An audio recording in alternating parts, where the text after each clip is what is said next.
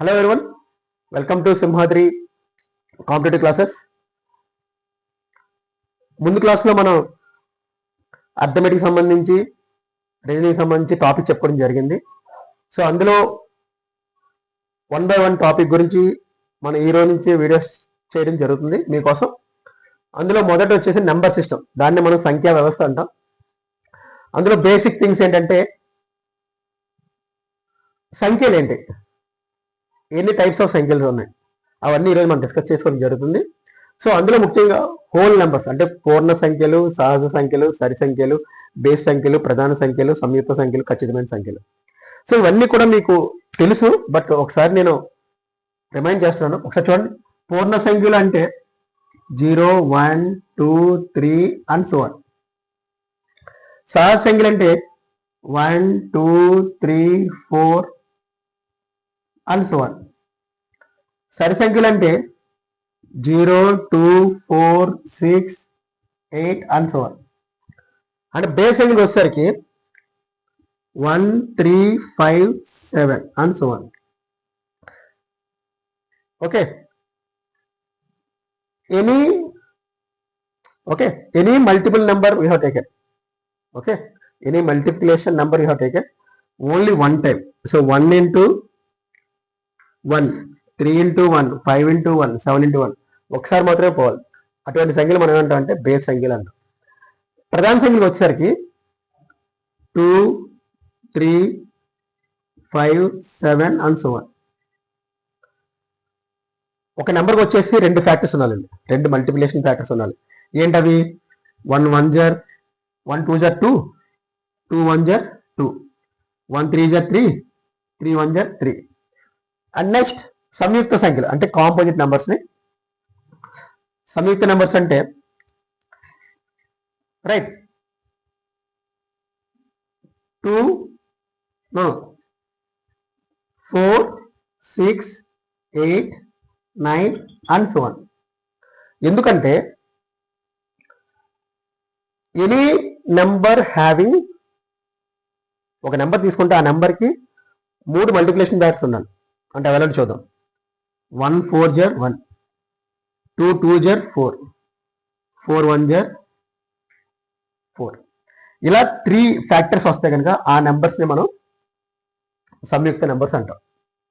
అలా ఏ నెంబర్ అని తీసుకోండి, అంటే 3 రావచ్చు, 3 కన్నా ఎక్కువ మల్టిపుల్ ఫ్యాక్టర్స్ వస్తే సరే, దట్ ఈస్ ఆ నెంబర్స్ మనం అంటే సంయుక్త నెంబర్స్ అంటాం. అలాగే ఖచ్చితమైన నెంబర్స్ అంటే వాటిని మనం పర్ఫెక్ట్ నెంబర్స్ అంటాం. ఖచ్చితమైన నెంబర్స్ అంటే 6. ఎందుకు 6 తీసుకున్నా అంటే 6కి మల్టిప్లికేషన్ ఫ్యాక్టర్స్ ఏంటండి? 1, 3,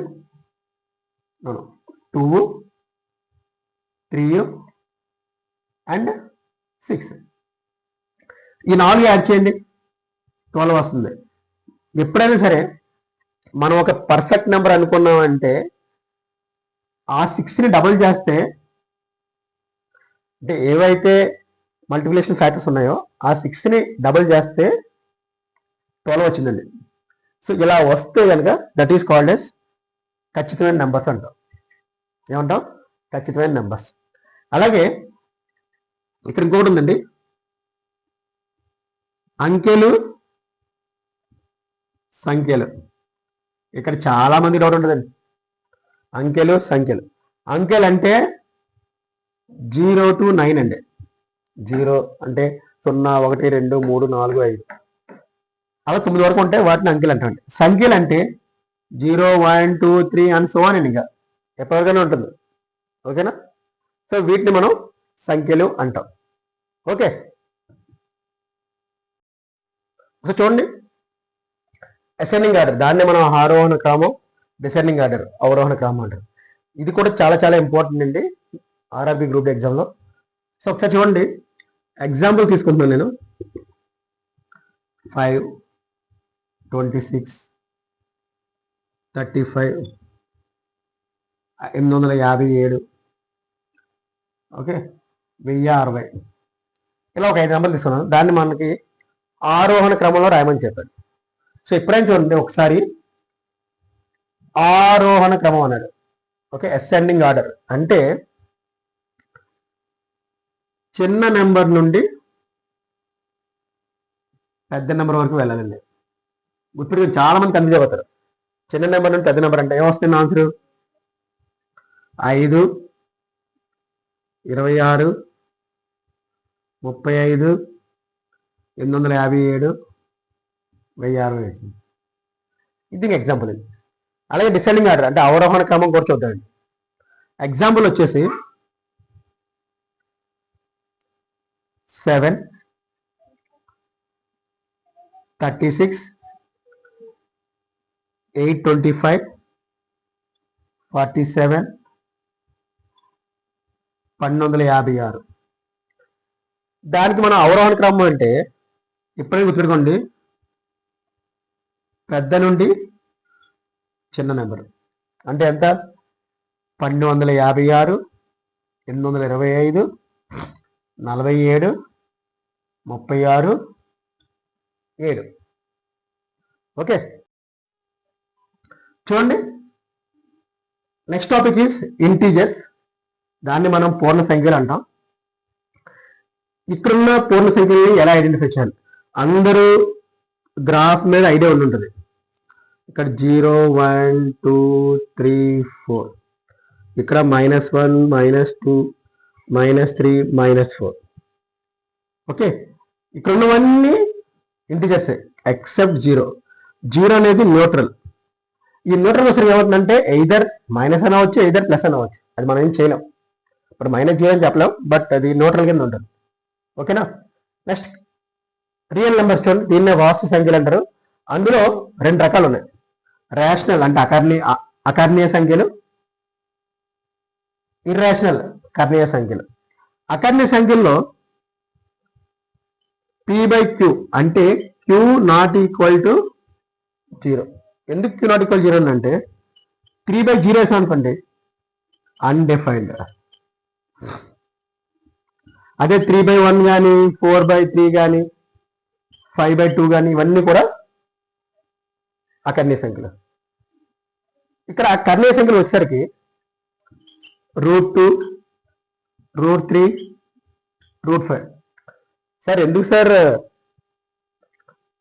√2, √3, √5 వేశారు, √4 ఎందుకు వేయలేదు అంటే √4 అంటే 2 అండి, 2/1.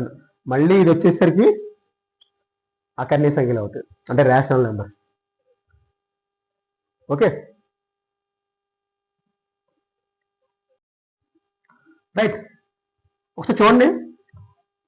Next topic is decimals. Decimals అంటే మనం దాన్ని దశాంశాలు అంటాం. సో దశాంశాలు కూడా 2 రకాలు. దశాంశాలు ముగించని దశాంశాలు. అవేంటో చూద్దాం. దశాంశాలు అంటే శేషం 0 రావాలండి. అంటే ఇప్పుడు నేను 5/2 ఇచ్చాను. 5/2 ఇచ్చాను. దీన్ని ఎలా డివైడ్ చేస్తారు? 5. సో 2 2 ఎంతండి? 2 2 4. ఇంకా 1 ఉంది పోదు కాబట్టి డాట్ 0. 2 5 ఎంతండి? 10. శేషం ఎంతండి? 0. సో ఇలాంటి నెంబర్స్ని మనం టెర్మినేటింగ్ అంటే దశాంశాలు ముగించట అంటే డెసిమల్స్ ముగించడం అని అంటారు. ఇది కండిషన్. ఇక నాన్ టెర్మినేటింగ్ వచ్చేసరికి అంటే ముగించిన దశాంశాలు వచ్చేసరికి రికరింగ్ అంటే పునరావృతం కానిది నాన్ రికరింగ్. అందులో రిపీటింగ్, నాన్ రిపీటింగ్. రిపీటింగ్ అంటే ఒకసారి చూద్దాం. ఓకేనా? రిపీటింగ్ అంటే ఒకసారి చూడండి. రిపీటింగ్లో 1/3 తీసుకుందాం. 1/3 ఒకసారి డివైడ్ చేయండి. 3 1లో పోదు కాబట్టి 0.10 వచ్చింది. అంటే 3 టైమ్స్ 9. మళ్ళీ 1 వచ్చిందండి 0. 3 టైమ్స్ 0. మళ్ళీ 9 వచ్చిందండి. మళ్ళీ 1 వచ్చిందండి. సో అలా కంటిన్యూస్గా 0.333333 ఉంటుంది వెళ్తుంది. ఓకే, నెక్స్ట్ పునరావృతం కానిది నాన్ రికరింగ్ అంటే నాన్ రిపీటింగ్ అంటే పునరావృతం కానిది ఒకసారి చూడండి. √2, √3. √2 అంటే ఏంటండి? 1.414, 1.713. అలాగే 5 కూడా తీసుకొచ్చండి 3.14. ఇవన్నీ కూడా ఎందుకంటే డెసిమల్ తర్వాత వచ్చిన తర్వాత ఎక్కడ దగ్గర నెంబర్ దగ్గర ఆగిపోతుందండి. అవి ఏంటంటే పునరావృతం కానిది, దాన్ని నాన్ రికరింగ్ అనే అంటాం. Next topic divisibility rules. దాన్నే మనం విభజన నియమాలు అంటాం. ఇందులో మొత్తం 9 రూల్స్ ఉంటాయి.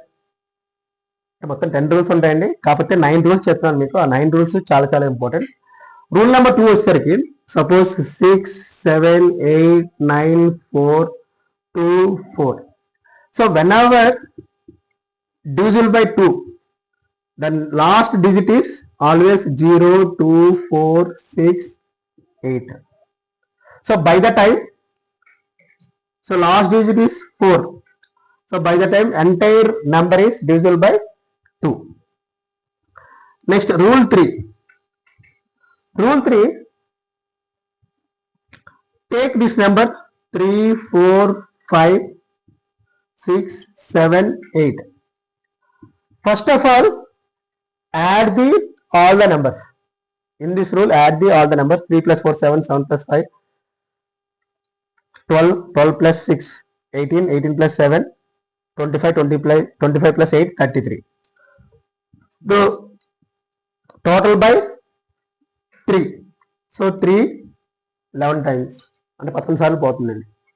సో ఇలా ఎప్పుడైనా ఏదైనా నెంబర్ ఇచ్చి డివిజిబుల్ బై 3 అని అంటే ఫస్ట్ అన్ని నెంబర్స్ని కూడా యాడ్ చేసుకోండి. మీరు టోటల్ బై 3 చేసినప్పుడు అది పోతే కనుక that entire number is divisible by 3.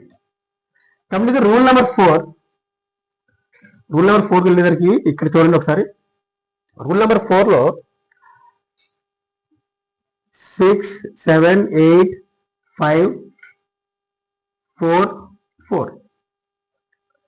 ఎప్పుడైనా సరే రూల్ నెంబర్ 4కి వెళ్ళేసరికి అక్కడ డివిజిబుల్ అవ్వాలంటే ఇక్కడ లాస్ట్ 2 డిజిట్స్ అంటే 1s ప్లేస్ 10s ప్లేస్ ఉన్న నెంబర్స్ రెండు కూడా డివిజిబుల్ బై 4 అవ్వాలండి. అలా డివిజిబుల్ బై 4 అయితే కనుక ఎంటైర్ నెంబర్ డివిజిబుల్ బై 4. చూడండి రూల్ నెంబర్ 5 వచ్చేసరికి 6, 8, 5, 4, 5, 0, 7, 8, 6, 5, 5, 5. ఇలా లాస్ట్లో 0 కానీ 5 కానీ వస్తే కనుక 0 కానీ 5 కానీ వస్తే కనుక కంపల్సరీ లాస్ట్ డిజిట్లో 0 కానీ 5 కానీ వస్తే కనుక మీరు చేయాల్సింది డివిజిబుల్ బై 5 అవుతుంది. డివిజిబుల్ బై 5 అవుతుంది. Next rule number 6. Rule number 6కి వచ్చేసరికి రైట్ రూల్ నెంబర్ 6లో 3, 4, 5, 6, 7, 8, 1, 2. ఇక్కడ రూల్ నెంబర్ 6కి వచ్చేసరికి కండిషన్ ఏంటంటే 2తో మల్టిప్లై అవ్వాలి, 2తో డివిజిబుల్ అవ్వాలి, 3తోనూ డివిజిబుల్ అవ్వాలి. ఎలా అంటే మనం అనుకున్నట్టు రూల్ నెంబర్ 2కి వెళ్తే లాస్ట్ డిజిట్ 2 అయి ఉండాలి కంపల్సరీ. సో 2తో డివిజిబుల్ అవుతుంది. మరి 3తో ఎలా అంటే రూల్ 3 కండిషన్ ఏంటి? We can add all the numbers. Okay, అన్ని కలిపేయండి. ఏమవుతుంది? 3 plus 4, 7, 7 plus 5, 12, 12 plus 6, 18, 18 plus 7, 25, 25 plus 8, 33, 33 plus 1, 34, 34 plus 2, 36. So 36 by 3, 12 times. So 3 కూడా పోతుంది కాబట్టి దిస్ ఎంటైర్ నెంబర్ 2 ఆర్ 3తోని డివిజిబుల్ అవుతుంది. Okay right.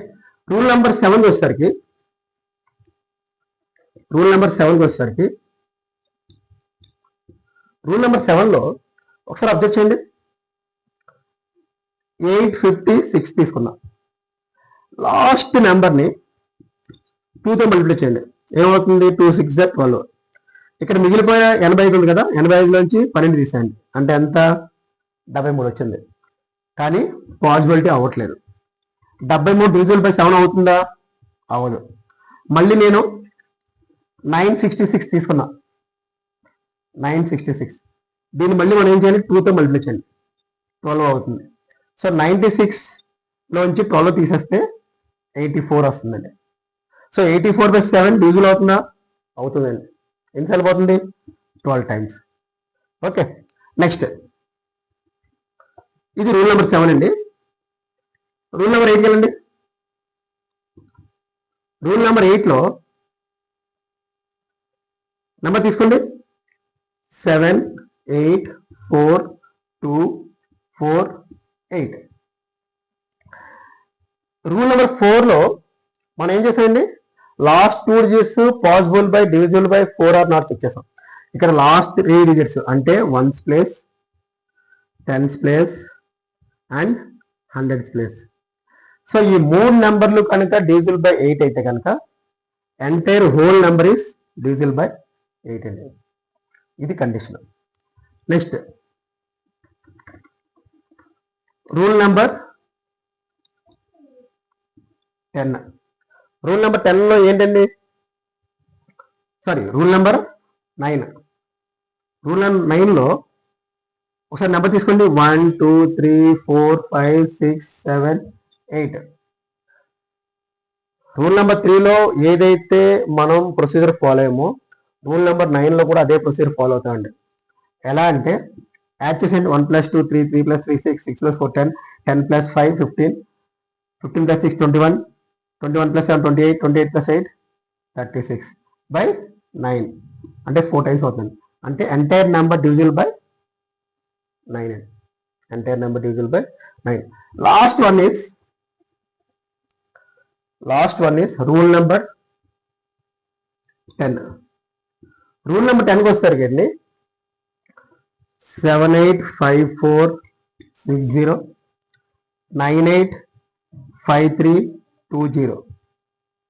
ఎప్పుడైనా చూడండి రూల్ నెంబర్ 10 అంటే ఆల్మోస్ట్ మనకి లాస్ట్ డిజిట్ 0 ఉండాలండి. సో లాస్ట్ డిజిట్ 0 ఉందంటే it can be divisible by 10.